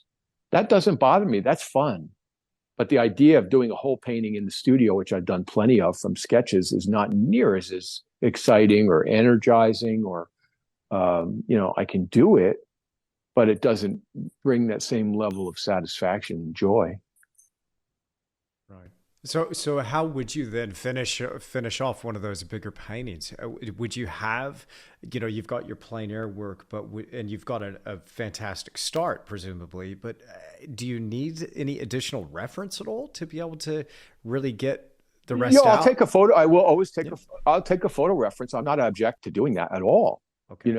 But there's a lot of work that's done on the painting itself. Like, how much work do you actually do on the house? Right? Do you want to render every clapboard on the house? I don't want to do that. What I'm fascinated by right now is this marriage of elegance and violence coexisting in the marks on a painting. It's what I love about George Bellows. Like, I love the coexistence of opposites, right? It's the proximity of opposites that create the greatest excitement in something.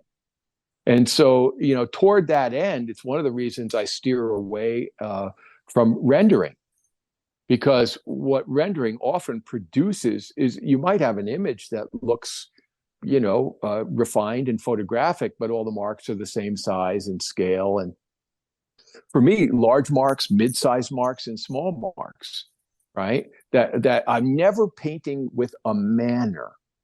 I hate manneristic painting. That's just me, right? I'm sure the ghosts of the Impressionists are going to strike me down for this, but I love Monet for what he did, but that big square stroke he used for half his career was same big flat mark all over the painting. And then what happens is it nullifies the little differences in character that can bring something to an exquisite realization without being photographic, right? So for me, the mark is always in service of the thing that I'm trying to paint. I don't have and I'm not clever. I'm not clever. I don't like clever marks. I don't like sword play.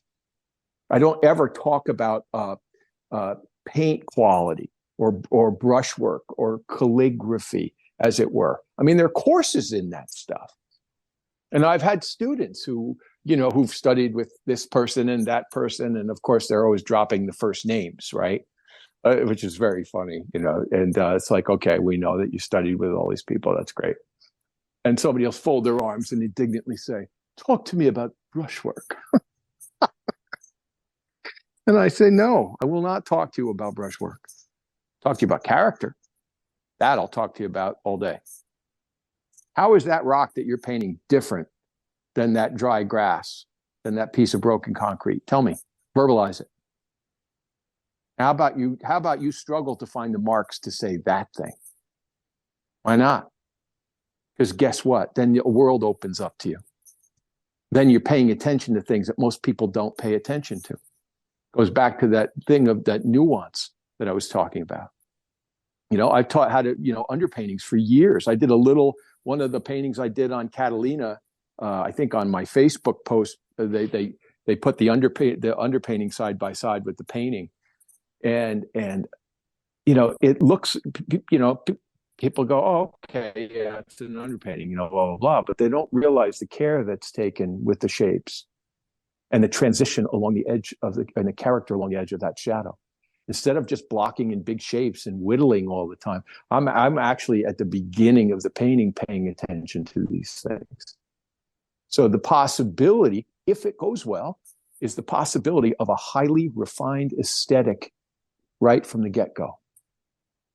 And if it has that other stuff that we talked about earlier, rhythm and hierarchy and movement and feeling, then in the initial stages of the painting, it's birthed with all of that stuff, instead of you trying to imbue the painting with it later, right? So that idea of brushwork and all that kind of stuff, I just say, okay, whatever. If I'm painting clapboards on an old house, do I use dry paint? Do I use wet paint? Do I put paint over paint in order to get to that?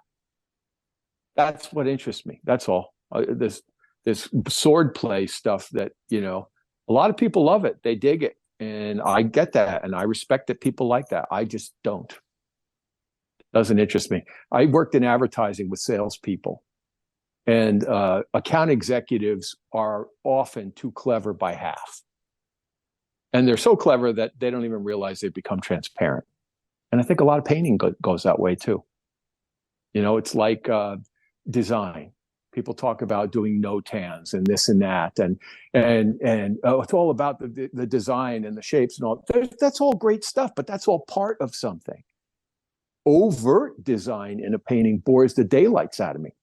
Somebody who's an overt designer who's got high horizon, low horizon, big sweeping angle going all the time. It's like, really? Really?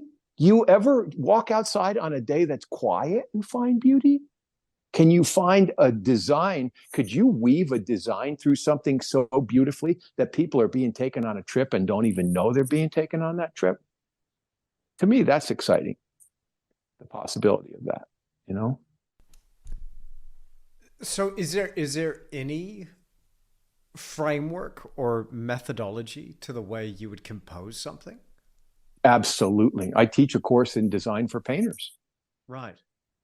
And and I actually start with line. And it's one thing a lot of painters completely avoid, right? And you deal with balance, unity, variety, and interesting contrast through line first. And the best way to do that is to diagram master paintings. And that's what we do in master illustrations. And when you see how these artists broke out that and divided up that rectangle, and how they use horizontals, verticals, and diagonals in very, very purposeful ways to elicit a feeling or an emotion or make something more impactful. And then we move from line into limited value, 4 values. Take the same image with a drawing that you've done out of your head. This is what's really fun. People go nuts. It's a 5-day, 6-day workshop, and it's really effective. But I put it together myself. I designed the class. because I thought, look, let's start with the basics, right? The linear aspect of something. That's why I draw. When I start, I draw with line, very free, connected, rhythmic, right? It's not that I'm not thinking about the big shapes. I'm saying, is this beautiful all by itself in that rectangle in line? Because when you diagram the great designs historically, both illustration and great paintings, you just look at the linear aspect and it's fantastic. Imagine if you could start with that, and then you're able to imbue it with a light effect that serves that, and then color that serves that.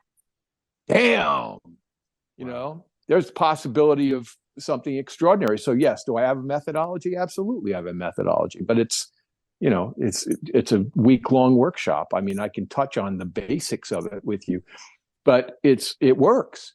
And everything I teach is exercise-based. And the best part is I have everybody draw out of their head, and they go mad at the beginning, right? They're like, I can't draw out of my head. I said, yeah, you can. You just don't know you can. I said, so I want 3 still life, 3 landscape, 3 portrait / figure / interior. And we're going to, and I want to see things from your life or your experience. I don't want to see art history. Don't try to fool me. I had one woman who took a painting from one of the Boston Impressionists called the Crimson Rambler. And she did this drawing. I'm like, that's a Crimson Rambler. She goes, how'd you know? I said, look, I'm useless in the real world, but when it comes to art history, man, I got a pretty good memory. But the point is that people will do these drawings out of their head first, and then with each exercise, we take them a step further. We deal with balance, unity, variety, and interest and contrast. And then to take the genesis of an idea and then learn to treat the things that are out there from a design standpoint, those things, everything in that picture becomes an element, and every element has an ascribed value within that hierarchy of that composition.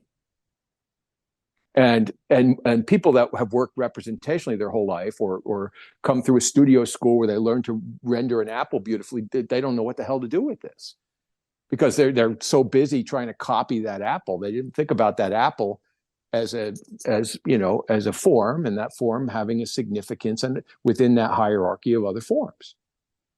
Just like designing an ad or anything else, If you design an ad, what do you want? You want the image to grab people in the headline to intrigue them. If they're intrigued, they read the body copy. After that, they're still interested. The tagline explains everything, and the logo tells them where to go to get the product or service.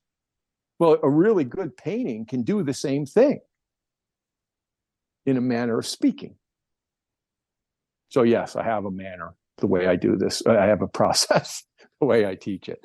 And it's very logical, and it's really profoundly helpful for people to learn to start to separate from just trying to copy something, from being able to organize that thing. I recently did a couple of master copies, and that affected me in a way that I didn't anticipate. It was phenomenal exercise in just opening up my mind to another possibility. And I think it will actually, fundamentally change the way I approach painting. But let me ask you, so you were saying as part of this, you're looking at artists from the past, and analyzing some of that, just in terms of line and other aspects compositionally. But have you done in your past or coming up, did you do master copies? And if you were to, let me ask you this way, if you were going to do a master copy, if you were set a challenge, Joe, not that this is something that you do now, but if you were to do a master copy now, what would you do? That's a great question. I'd have to give that some thought. I really would.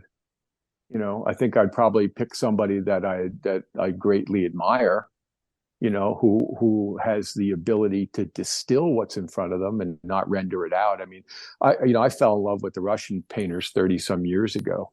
Well, I think I mentioned to you when I saw Levitan and Shishkin at the show. Yeah. And Shishkin's a novelist. He puts every leaf on that fern. Somehow magically he ties the whole painting together, but it's busy as all get out. It's a room full of redheaded stepchildren all screaming at the same time. And it's beautiful. But I think for me, Levitan has the ability to edit and still maintain a certain amount of verisimilitude and poetry at the same time in a painting. And to me, that's what's interesting. You know, if you study natural optics, it's nothing like photographic optics.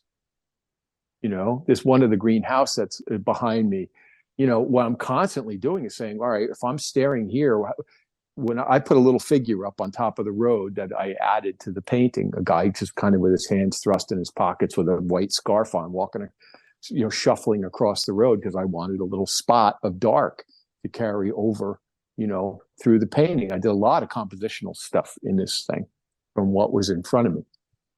And you know, there's a great quote from Whistler during the Whistler-Ruskin trial, where he was being criticized because his paintings weren't narrative enough. He called them harmonies, right, and symphonies, and he you know, art for art's sake is what came from that trial, that phrase. He said, "I've done a painting of a tavern with a small figure in front, black figure. I care nothing for the past, present, or future of that figure, only that black was wanted at that spot in the painting." And I've never forgotten that. And so, you know, while I'm always trying to be, you know, truthful to the essence of the thing I'm after, I'm always designing too. Right? I'm transitioning information, I'm transitioning color, I'm transitioning value. If you look up close, if you post that green painting later, you'll see how broadly painted and raw the snow is. I didn't touch it. I could have gone in and picked at it and put every little bump in there. I'm like, no, I love it the way it is. If I can transition that rawness into refinement in a way that's natural to the eye, it's so much more exciting than going in and beating the shit out of it, you know? Anyway, so if you ask where I'm heading, I don't know. All I can tell you is I'm fascinated by that idea of those two things in a painting. I'll never, I don't think, ever get away from the idea of the essence of the character of place. I don't ever want myself to get so in between me and the process that the painting is all about me. Like I said, I just find that boring. I find it boring in people, and I find it boring in paintings. You know, there's some very well-known painters that I've heard speak over the years, and I was shocked, actually, frankly, at the level of self-gratification going on stage. I was just like, really? You're saying that about yourself? It's like when people refer to their own work as these gems or this or that. I always have a little smile, you know? And I don't know whether it's a gem or not. You decide. You're the one looking at it, you know? And so, you know, I don't know. I've said too much, probably. No, I just, okay. So, gosh, there's a big part of talking to you that I also feel like it's owning up time. And so I'm kind of cautious of that, because I mean, I, you know, back to what we were saying before as well. So I've used that term, little gems, but that was my intention behind a painting. So in my defense, for people that read my newsletter and are following me online, when I say I'm trying to paint a little gem here, it's my intent to create something. I'm not saying I'm doing it. I'm not saying it isn't. Open mouth, insert foot. I'm really sorry. So, I didn't know. No, bro, no. But let me say something. Let me say something to that, because I had a terrible time in university when I studied in Western Australia. I got my fine arts degree. It was all idea. It was all concept, and so, you know, it was all idolatry, and so, but I had this one lecturer who was the jewelry 3D design lecturer, and she said something to me. It was so fascinating, and it stuck with me ever since, 20 plus years later. And she said, "Andrew, you need to paint something that is so beautifully executed that it's like a little gem. It's a little story that somebody can walk into and they can be there." Well, people can't walk away from it. Yeah. And see, this is where well, man, you and I could just talk for hours. I'll tell you what, there's a difference. There's a difference between finish and care in a painting. And like I said, the little one I mentioned to you that I just did of that little, well, it looks like a little canal with a stack of houses next to it. There's a lot of care in it, but there's also areas that are very broadly painted within this thing where there's areas of great delicacy, and there's, I don't know. I just think we all have to find where we're happy with that, right? I mean, and artists do need to experiment. There's been this meme going around that people have been posting. I don't know who said it, some art historian or something, about the importance of artists doing bad paintings and blah, blah, blah. Now, you can agree or disagree. The point being, artists have to go through whatever evolution that they go through, right? And some people, if they're getting a high degree of success doing something a certain way, they often have a tendency to stay in that spot, and not go further with it. And all I can say is that for me, it's about pushing. When I'm teaching a workshop or doing my online mentoring, I recently had a really talented person contact me, and I just said, "Look, how direct would you like me to be with you? Let's just get that out right now." Right? That's really important, because I don't want to waste your time, and I don't want to waste my own. Your work is really competent. There's things that we can talk about if you really want to go into this, right? And so it's the levels of nuance that I was talking about. And if you're satisfied, there's no reason to go there. And a lot of people are satisfied. And I'm not saying that pejoratively. If you're satisfied, good for you. What do you want me to say? I get criticized either way. Years ago, I walked into a grocery store, okay? I see a former student of mine duck down behind the vegetables in the store. And I kind of walk over and I go, "Hey, so-and-so." She pops her head up and she says, "I'm not painting." And I said, "And?" She said, "I thought you'd be disappointed." I said, "Why in the world would I be disappointed?" I said, "Because I raise a high bar for you in the class. I do that for you." I said, "If you're not painting, that's between you and your painting. I'm out of this completely. If you're happy, then good for you. If you're not happy, then that's up to you." And that's the thing that's very interesting about having taught for so long. People go, "Oh yeah, Joe's closed-minded and this and that." And then they find out my tastes are very broad, what I like in terms of paintings and everything else. But if you can't teach everything, you have to teach something. And I teach real solid nuts and bolts.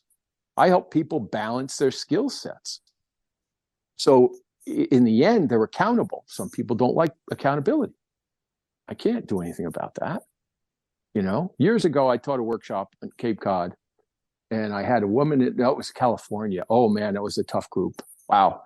A lot of wealthy people in the group, and I guess used to being catered to. And this one woman stood there with her arms folded and glared at me for the first 3 days. Everything I said, no matter what, I could just hear the ricochets the whole time.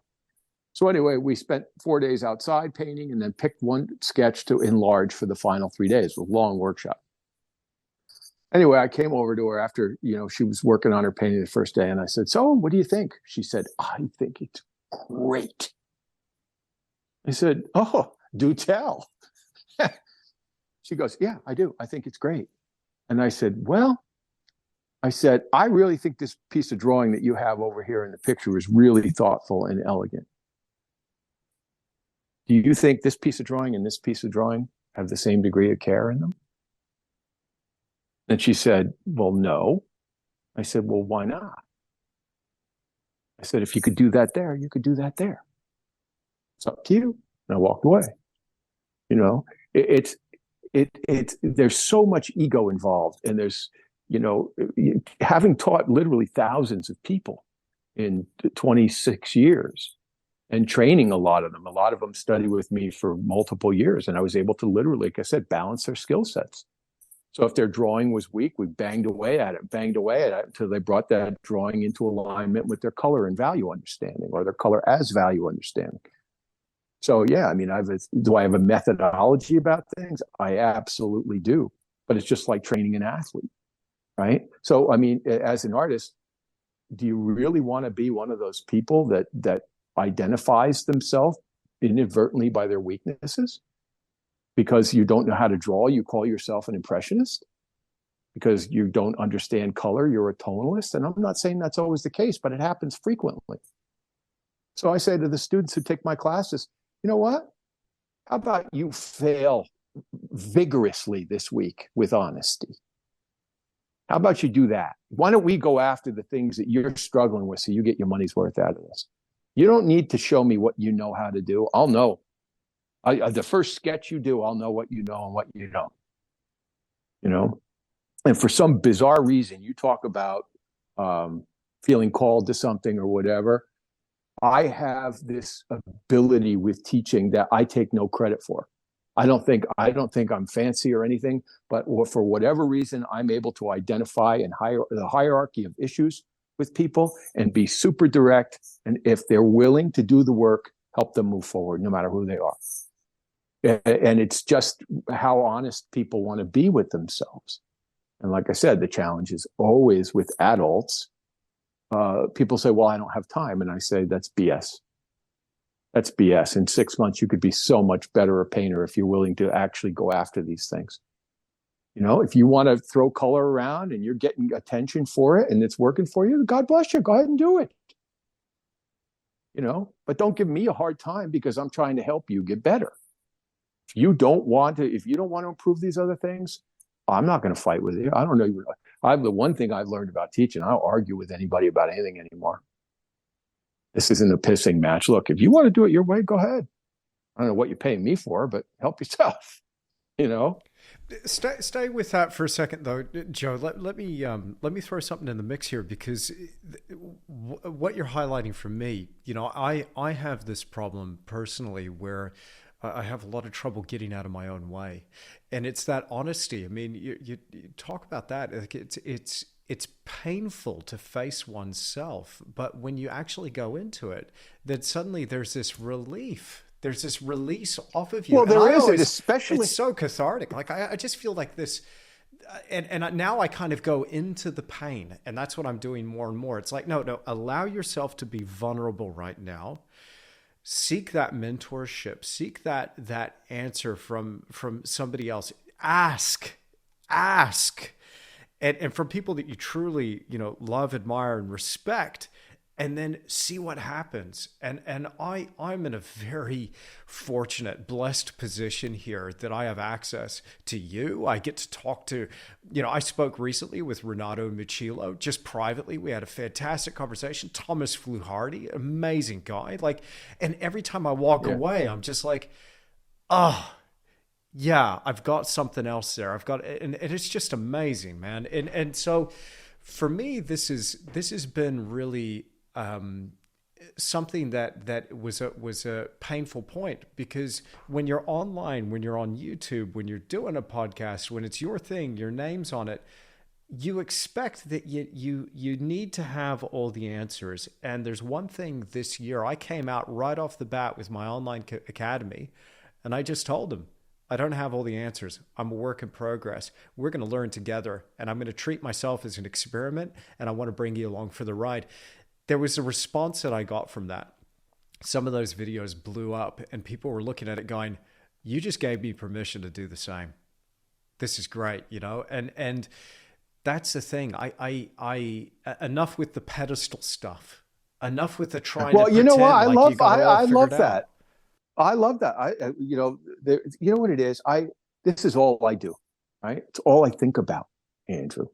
And I'm not a guy that could go build a house like my brothers and my dad, or rebuild a carburetor. This is all I think about. So when I'm in class and I give somebody an explanation, or I say something, I say the two things you never have to say to me are really, or do you think? because yes, really, yes, I think. And if I thought something else, I would tell you right now. And if I find something else that's of greater truth or more useful, believe me, I'll discard what I'm doing.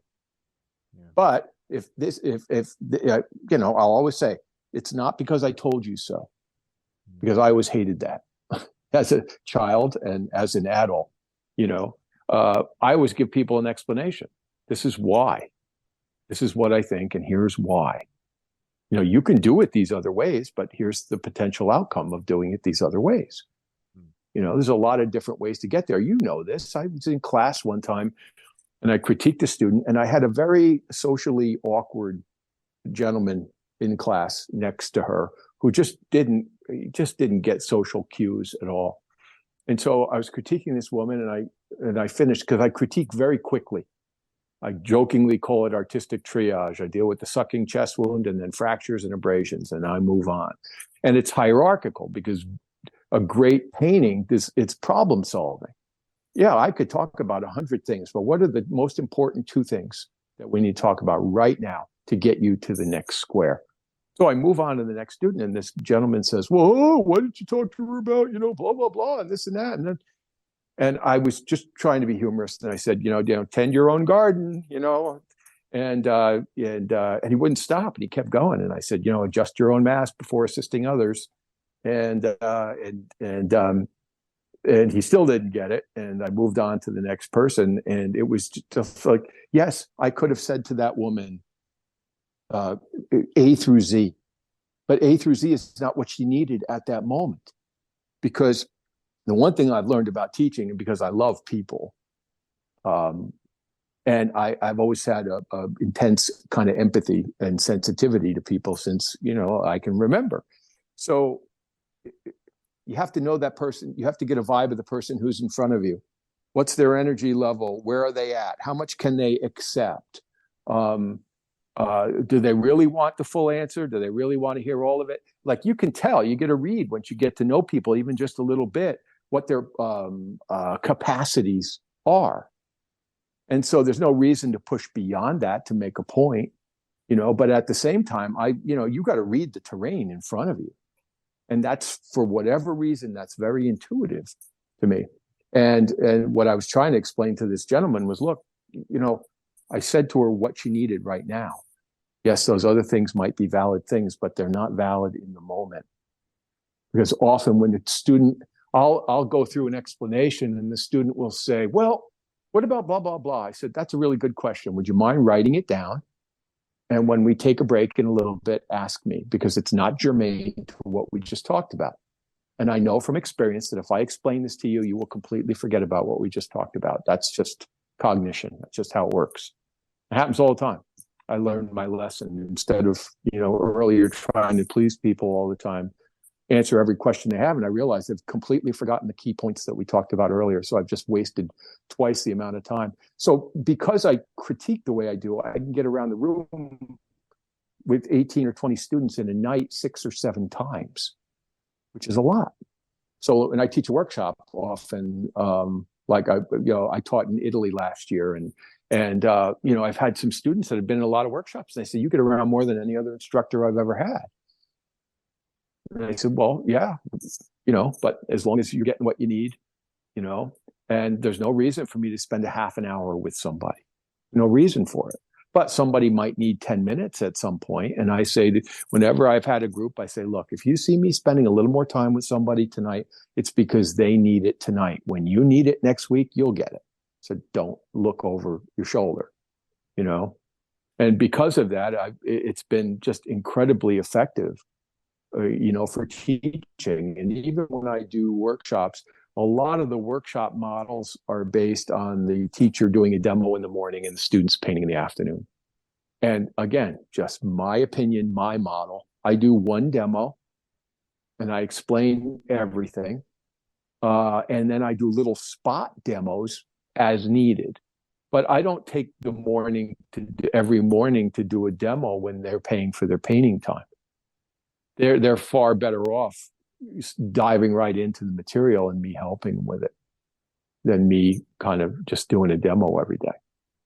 So I've got kind of a different way that I do it sometimes than other people do it.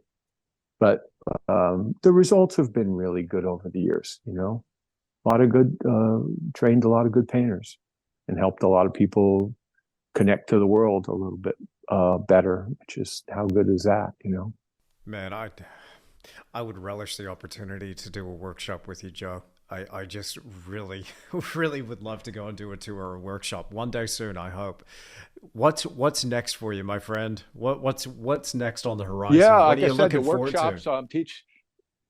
Well, I enjoy the teaching. I'm doing 3 workshops, one in Michigan in June, one on Madeline Island, Wisconsin, which I've done every year for 12 years, which I love. And then Italy again in September, October, Padula, Italy. 7 days. That's going to be awesome. The last one was 5, and the students that were there, and Corinne was there. They said they loved it. They just wished it was longer. They just start getting warmed up with the painting, and then you're done. You wrap it up.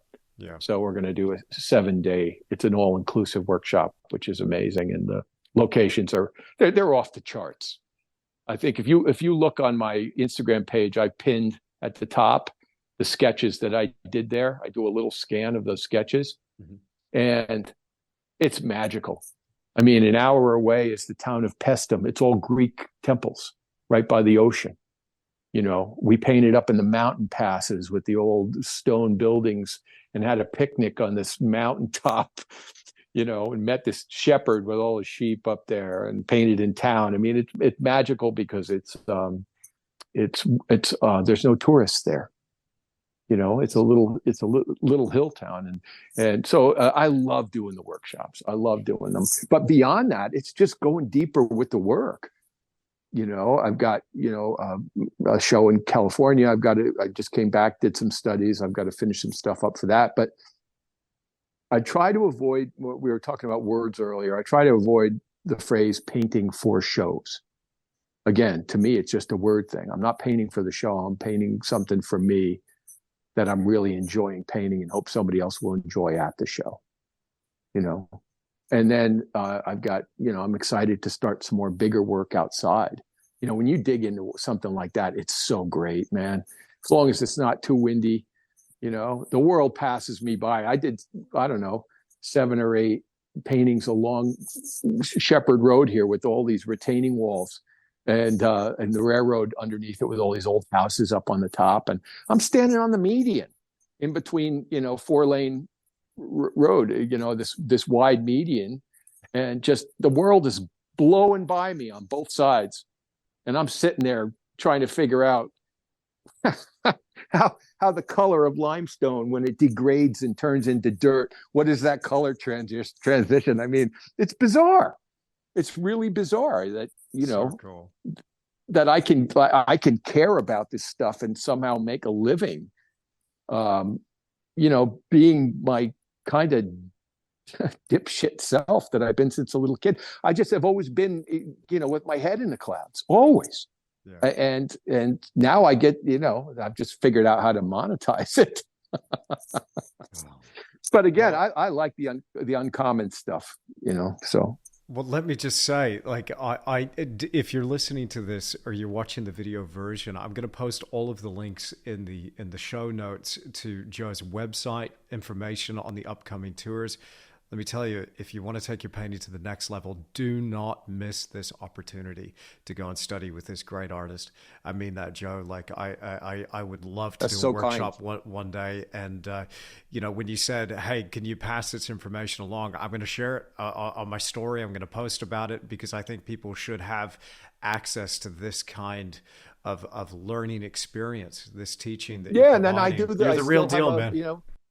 Oh, you're awesome. You're awesome to say. And, the other thing is the mentoring. I still do the mentoring, and once pick up a student, I don't take on a whole bunch of people. But I love doing that because I'm working with people in Europe and Asia and all over the United States and all that kind of stuff. So that's fun too, to be able to help people who can't get the information any other way. But anyway, really, it's just a joy to get to visit with you, to get to know you, and really appreciate your transparency and your willingness to put yourself out there and to talk about these things, taking chances and taking risks really important. I think we lost, at least I know my son is in college. He said there's no real discussions in class anymore, because if anybody says anything that anybody finds offensive, the conversation gets stopped completely. Oh goodness! So we've lost the active Socratic discussion, and so for anything I've said that's offended anybody out there, I'm not going to apologize. It's simply my opinion. No, it's just simply my opinion, and you're welcome to yours, and I'm good with that. You know, and I think it's important to speak your heart. You know, and if you're going to make a painting that's real and that's yours, you damn well better have an opinion about things. Because your agnosticism doesn't stop outside of the easel. I think people are sick of it, man. I think people are sick of this garbage that's being forced down their throats, being told what to think, what to feel, how to act, what to say. What to say. Yeah. I think people are actually sick of it, and the people that are really pushing this, the ones that are genuine about pushing this, I think they're desperate to be heard. And I just want to say that's not the way to go about it, and as soon as you give your power away like that by pretending you're a victim or somebody's got something up on you, as soon as you give your power away, then you are truly lost. You've got to reclaim that. It's not about you. Well, pick it up, try something else. You hit the nail on the head. I think that the difference is having something to say rather than needing to be heard or wanting to be heard. Because people that say something that want to be heard, they're saying something else, and to elicit a response. I'm not interested in eliciting any response. I'm just pretending you and I are having a conversation and we're not on film. If you and I were sitting in my studio, we'd be having the same conversation. Exactly the same. Yeah, exactly. Yeah, no. I hope that does come through. That's what I really would love this podcast to be, and I hope it is that it's a space for us to actually really hash these things out. The tagline on the Creative Endeavor is, real conversations with real artists. It's a real conversation, and that's the way. Well, I had this same discussion with Jeff Hine, and I'm so thrilled to see that you guys finally got a chance to talk, because you're both doing great work, putting out in the world. He's awesome. Well, you both are. That's why I said you guys got to talk to each other. You're both putting such good out there, and I just think, well, what else could we do? I mean, and if a conversation is too palatable, nothing gets said. I had a friend who worked at one of the public radio stations. And he had been there for 28 years. And with each year, there was this continual stream of restrictions about what he could say and couldn't say. And so the problem is, how do you have a free-flowing conversation when you're tripping over yourself, not to say this or that? Because if one person called in and complained about something, and that was it, then they couldn't say this thing, and they couldn't. And how do you do a podcast, where you have a roundtable discussion with people? And so, like I said, I think you're doing what you're doing is a terrific service, and that's why I enjoy visiting with you, because there's a genuineness to it, and a genuine desire to put something out there that could potentially be helpful for other people. Absolutely. Well, thank you, Joe. Man, thank you so much for being on this episode of the Creative Endeavor. I've loved every minute of this. Yeah, I have too, man. I look forward to when you and I can, hop in one of your fancy helicopters and go painting sometime. Let's do it, man. Let's do it. Let's go paint a mountain. All right. I'm with you.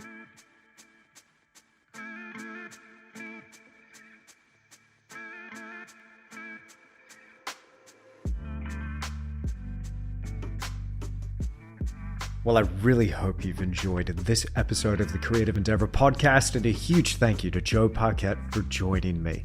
Now, once again, if you're not already following Joe, you can find him on Instagram at PaquetJoe, as well as on his website at joepaquet.com. There's going to be some really interesting opportunities coming up to learn directly with Joe, spend some time with this extraordinary artist out in the field in Italy. Can you imagine, man, what I'd give to join him on one of his tours? It sounds like it's going to be a blast. So I'll include a link to that as well. If you can, don't miss this opportunity to learn directly from Joe. Now, if you enjoyed this episode, then please leave me a rating or a review on whatever audio podcast platform you're listening on. It makes a huge difference to the show, and I appreciate that so much. And if you want to find out more about me and what I'm up to, you just have to go to one place, andrewtischler.com. And while you're there, pick up a free copy of my new studio guide. That's oil painting techniques with yours truly. All right, I'm going to get out of here and get back to painting. I hope this one's left you inspired. I look forward to being with you once again in another episode of The Creative Endeavor.